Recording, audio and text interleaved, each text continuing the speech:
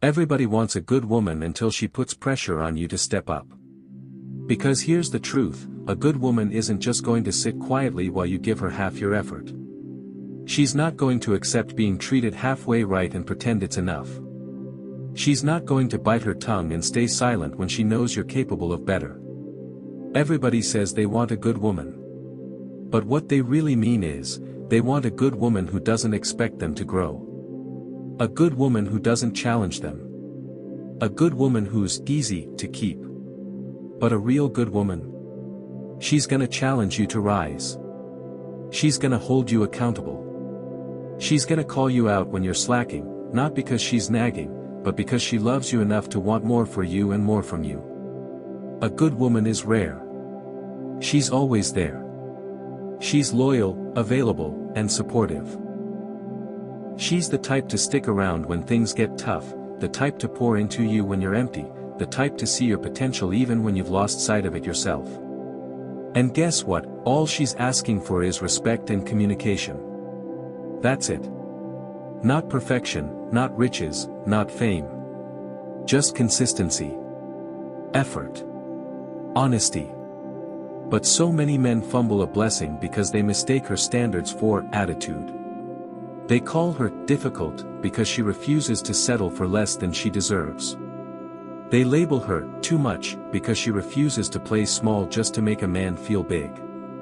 But let me tell you something, 9 times out of 10, if she's difficult, it's because she's loyal. She's fighting for you. Fighting for the relationship. Fighting for something real and lasting. And if you can't handle the pressure she brings, if you can't match the loyalty she offers, if you can't step up and meet her where she's at, then the loss is yours.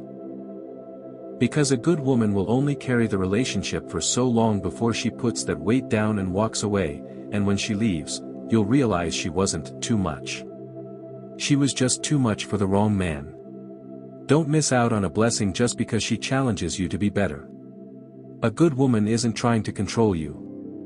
She's trying to build with you. And not every man is ready for that. I've never been the type to take things lightly. Not people, not love, not connection. There's something in me, maybe too much of something that refuses to be halfway about anything that matters. I've tried to be more relaxed, to stay on the surface, to pretend I can float above it all like others seem to. But I always end up sinking. Not drowning, but going deeper than I meant to. Because I don't know how to care a little. I only know how to care with everything I have. I was not built for temporary. I don't fit into the kind of love that comes and goes, that texts when it's convenient, that disappears when it's hard. I don't want half presence or half effort. I want the kind of love that shakes you to your bones, the kind that hurts because it's so full. The kind that stays up late and shows up early. The kind that looks you in the eyes and means it. It's hard to explain to people who don't live this way. They call it intense. They say it's too much. But to me, it's not too much, it's the only way I know how to be real. I give all of me, because I don't see the point in giving less.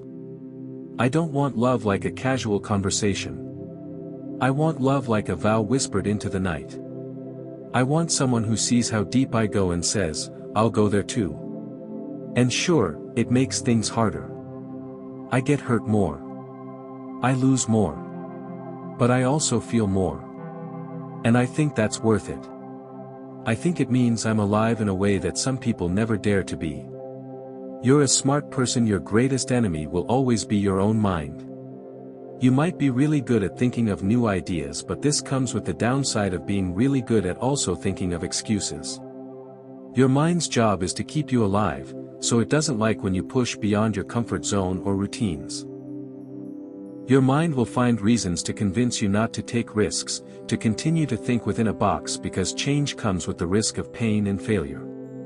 Your mind is designed to do everything in order to avoid those things. When it comes to applying for that new job, approaching a pretty girl, or starting a new company, there will be a sense of anxiety and fear.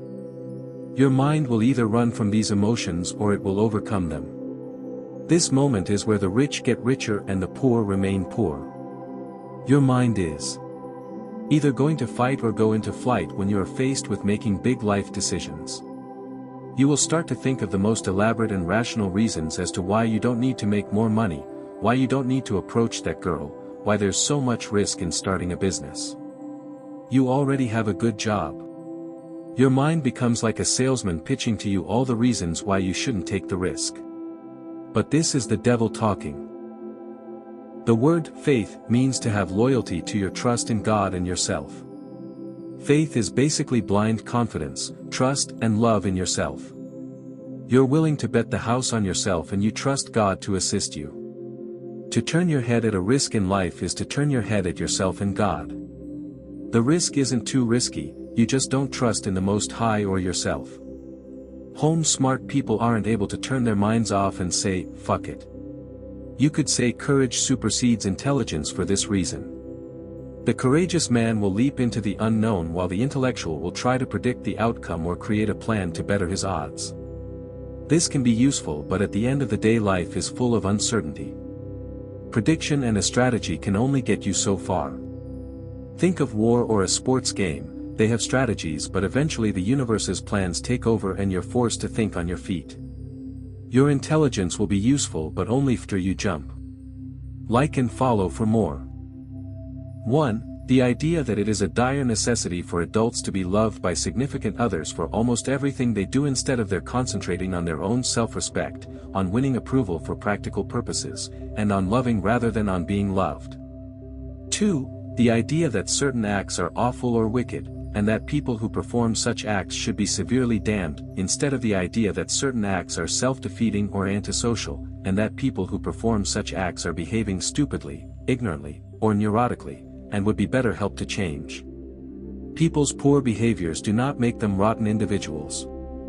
3. The idea that it is horrible when things are not the way we like them to be instead of the idea that it is too bad, that we would better try to change or control bad conditions so that they become more satisfactory, and, if that is not possible, we had better temporarily accept and gracefully lump their existence. 4. The idea that human misery is invariably externally caused and is forced on us by outside people and events instead of the idea that neurosis is largely caused by the view that we take of unfortunate conditions. 5. The idea that if something is or may be dangerous or fearsome we should be terribly upset and endlessly obsess about it instead of the idea that one would better frankly face it and render it non-dangerous and, when that is not possible, accept the inevitable. 6. The idea that it is easier to avoid than to face life difficulties and self-responsibilities instead of the idea that the so-called easy way is usually much harder in the long run. 7. The idea that we absolutely need something other or stronger or greater than ourselves on which to rely instead of the idea that it is better to take the risks of thinking and acting less dependently. 8. The idea that we should be thoroughly competent, intelligent, and achieving in all possible respects instead of the idea that we would better do rather than always need to do well, and accept ourselves as quite imperfect creatures, who have general human limitations and specific fallibilities. 9. The idea that because something once strongly affected our life, it should indefinitely affect instead of the idea that we can learn from our past experiences but not be overly attached to or prejudiced by them. 10. The idea that we must have certain and perfect control over things instead of the idea that the world is full of improbability and chance and that we can still enjoy life despite this. 11. The idea that human happiness can be achieved by inertia and inaction, instead of the idea that we tend to be happiest when we are vitally absorbed in creative pursuits, or when we are devoting ourselves to people or projects outside ourselves. 12. The idea that we have virtually no control over our emotions and that we cannot help feeling disturbed about things. Instead of the idea that we have real control over our destructive emotions if we choose to work at changing the masturbatory hypotheses which we often employ to create them. The reason you lack confidence, face constant struggle and don't know what path to take in life is almost always because your heart doesn't agree with your mind. Example: you may feel love towards your ex-GF/BF but mentally you know it's best for you to not be with them. So your mind knows best in this situation, follow your mind and move on from your ex. But in other situations your heart will know better than your mind. Pretend you are working a job you hate, your heart wants to do something else with your life, but your mind tells you that it wouldn't be smart to leave your job to pursue your heart's desires because you have bills to pay. The devil, other people, or external factors are not stopping you in either of these situations. Most people just either follow their hearts or minds completely, never a balance between the two. They choose to serve one master over the other, which of course results in chaos. You must realize that it has always been a disconnect between your heart and mind, creating all the confusion in your life. This confusion leads to suffering because you never have a clear path in front of you to follow. You can't see clearly because your heart tells you one thing but your mind tells you another. If you want to learn how to make them work together, you better be ready for adventure. Chaos will overtake you before order can be created. There will be a war between the two until they both give up and realize the need for each other. Your mind steers the ship while your emotions act as the engine to power it. Just like your body acts as a vehicle for the brain. Your mind and heart depend on each other to do their job. You must learn to have them work in unison. Your mind and heart must submit to each other. An inner love, an inner union, this is enlightenment. Like and follow for more. Yes, the world is corrupt and against you, foods are fake, Al is coming for your job, the dating market has died. You are living life handicapped, but when in the past have men not been handicapped? Life has always had one undeniable truth, that life is filled with struggle. But there is a reason for this. Struggle is your greatest enemy but yet also a friend. You're trying to eliminate the catalyst that will make you stronger. You lift heavy weights in the gym to get bigger for a reason. Struggle is a mental weight and pain is a spiritual weight. You're avoiding the thing that will make you happier and more capable of handling the struggles of life. It is the paradox that heaven manifests from hell. Before there was light there was darkness. Light manifests from darkness. You start as a baby in the womb surrounded by darkness. A seed starts buried beneath the ground before it grows and breaks the surface to see the light of the sun. In life you are born into hell and it is your job to turn it into heaven. You must embrace struggle and uncertainty of life while maintaining the awareness that one day you will one day be born into the light. You're fading your destiny and potential when you run from what you fear. Stress is an indicator that you are getting closer to your goals, not farther away. Push forward. You will rejoice. A real man will respect you even when he's mad at you. Let that sink in. Not just when things are good, not just when you're smiling and agreeing with him, but even in the heat of an argument, even when emotions are running high and pride wants to take the lead. He still chooses respect. Because a man's true character isn't revealed when everything is smooth, it shows up in how he treats you when he's frustrated, disappointed, or hurt.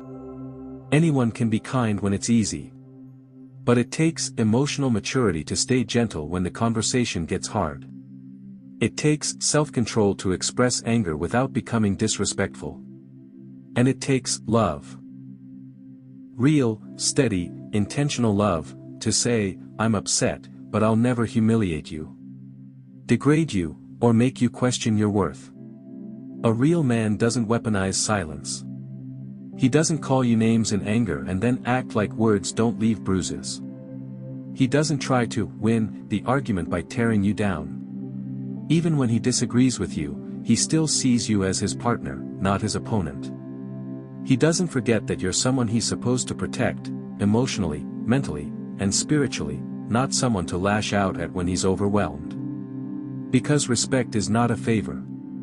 It's not something that should disappear the moment the vibe shifts or egos flare.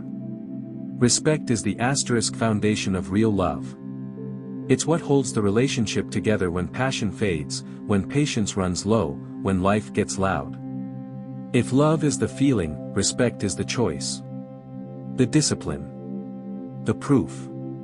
So remember this, if a man can only treat you right when he's happy with you, that's not a stable love. That's emotional immaturity dressed up as romance.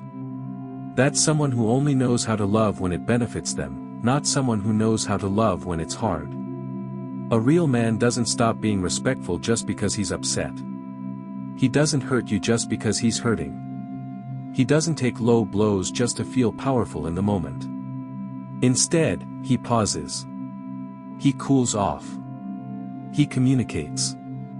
He says, "I'm mad right now, but I'm still on your side." That's love. That's growth.